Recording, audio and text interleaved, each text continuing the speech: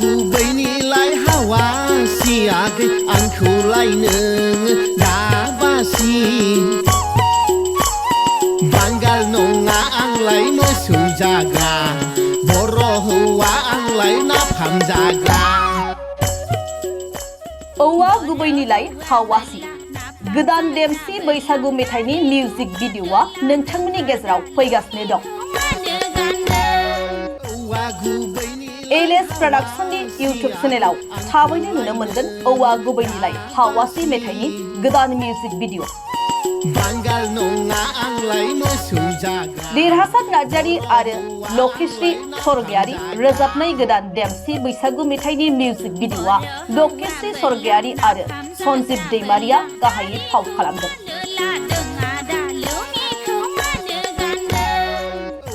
औवा गुबैनिलाय हावासि गोदान देमसि बैसागु मेथाइनि भिडिअखौ फैगौ 25 मार्चनि सिगांनो नोंथांमोनहा एलएस प्रडाक्शन इउट्युब चेनेलाव नुनो मोनगोन। एलएस प्रडाक्शनजों दिहुनजानो गोनां औवा गुबैनिलाय हावासि गोदान देमसि बैसागु मेथाइनि भिडिअखौ नायगिरि अनसायगिरि नोंथांमोननिफ्राय अनसायनाय मोनगोनखौ हास्थायदों प्रडाक्शननिफ्राय।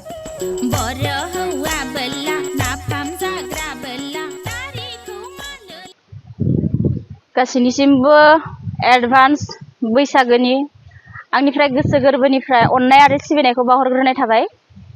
दिनै मिउजिक भिडिअ थारमाने देमस्रि सं बेखौ शुटिं लागासिनो दङ। लोगोसे दाखालिसो मोनसे लादोंमोन बेखौ मैया रिलिज होनाय थांबाय आरो नैबे बोसोराव मोननै देमस्रि संखौ बानायनाय जासिगोन आरो।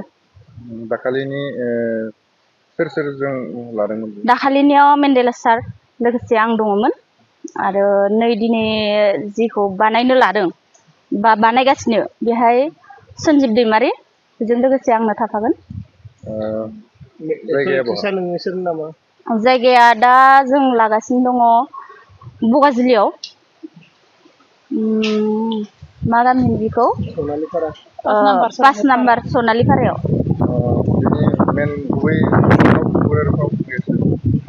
सन्जीब दैमारि लोगोसे आंनो आंनि मुङा लकेश्री स्वर्गियारि।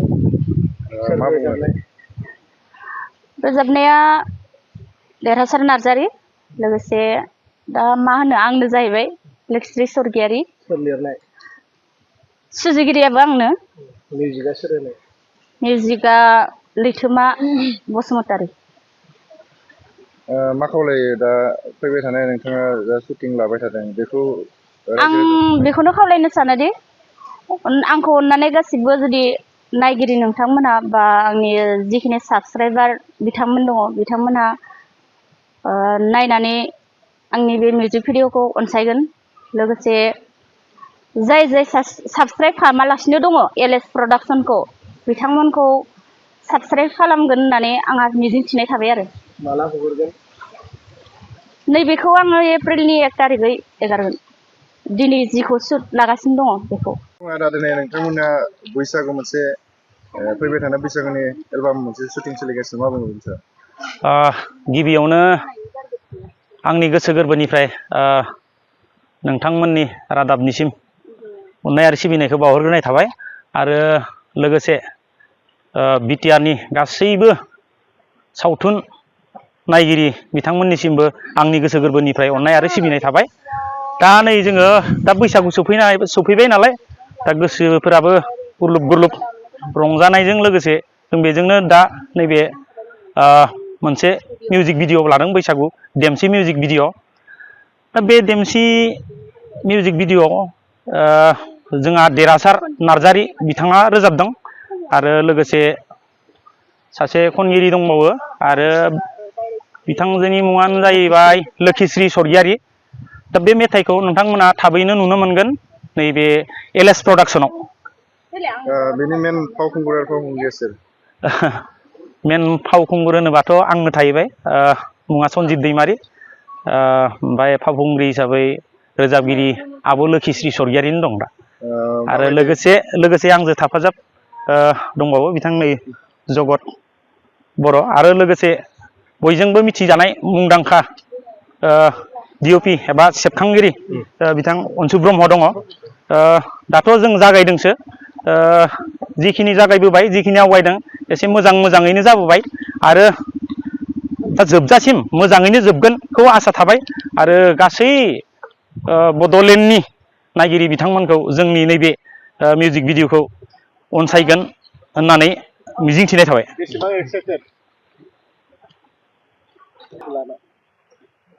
दाथ' ओरैबायदि आसा खालामदों मा बुंनो दा सोरनिया हिट थांगोन सोरनिया मा थांगोन बेखौ बुंथ'नो हाला जेनेबा आंनि बायदियैबाथ' शुटिंआ जेरैबायदि मोजां जादों जेनेबा जोंहा केमेरा पार्सन केमेरा सेबखांगिरियाबो बिथाङा जोबोर मोजां खेबदों आरो डाइरेक्सना जेनेबा आं खालामबाय आरो बिथाङाबो सहाय सहयोग खालामदों बिथां अनसु ब्रह्मआ दा बिनिखायनो आङो मोजां जागोनखौ सानदों आरो गासिबो रायजो राजाफ्रा नायनानै मोजां मोनगोन होननानै आं मिजिंथियो।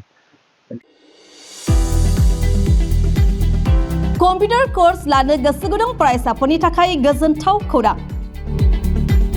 कम्पिउटार कोर्स आरो स्टेनोग्राफी फोरोंथायनि थाखाय बेसेन होनाङालासे सोलोंसाफोरनि मुं थिसननाया सोलिगासिनो। बे मोजां खाबुखौ लानानै फैदों क'क्राझारनि फ्लाइंग रुट इनस्टिट्यूटआ। क'क्राझार शहरनि जेडी रड खोदोमथलायाव थानाय फ्लाइंग रुट इनस्टिट्यूटआ एभिएशन आरो हस्पिटेलिटी सोलोंथायनि अनगायैबो बे खेबाव सोलोंसाफोरनि थाखाय लानानै फैदों कम्पिउटार आरो स्टेनोग्राफी विथ टाइपिंग कोर्सनि मोनसे मोजां खाबु। कम्पिउटार आरो स्टेनोग्राफी कोर्स सोलोंनो गोसो गुदुं फरायसाफोरनि थाखाय क'क्राझारनि फ्लाइंग रुट इनस्टिट्यूटआव सा 30 सोलोंसाफोरनि थाखाय बेसेन होनाङालासे मुं थिसननाया दासान्दि सोलिगासिनो आरो फैगौ 31 मार्चसिम सोलिबाय थागोन। रोंगौथि गोनां फोरोंगिरि आरो गासै मोजां खाबु थानाय बे फसंथानाव 1 बोसोरनि थाखाय PGDCA कोर्स 6 दाननि थाखाय DCA कोर्स आरो 3 दाननि थाखाय CCA कोर्सनि सोलोंथाय लानो हागोन। जायनि गेजेराव computer software graphic designing web designing बायदि बायदि आयदानि सोलोंथाय लानायजों लोगोसे स्टेनोग्राफी सोलोंनो गोसो जानाय सोलोंसाफोरा बे फसंथानाव स्टेनोग्राफी विथ टाइपिंनि सोलोंथाय लानो हागोन। अब्ला मानोथो गोबाव खालामनो जायफोर सोलोंसाफोरा कम्पिउटार कोर्स आरो स्टेनोग्राफी सोलोंनो गोसो नोंथांमोनहा बेसेन होनाङालासे थाबैनो क'क्राझारनि फ्लाइंग रुट इनस्टिट्यूटआव मुं थिसनफैदो। मुं थिसननो थाखाय थोंजोङै क'क्राझारनि खोदोमथलायाव थानाय फ्लाइंग रुट इनस्टिट्यूटआव फैनो हागोन आरो बांसिनै मिन्थिनो थाखाय 9394796813 नङाब्ला 8099554765 मबाइल नम्बराव फोनांजाब खालामनानै खौरां लाहरनो हागोन।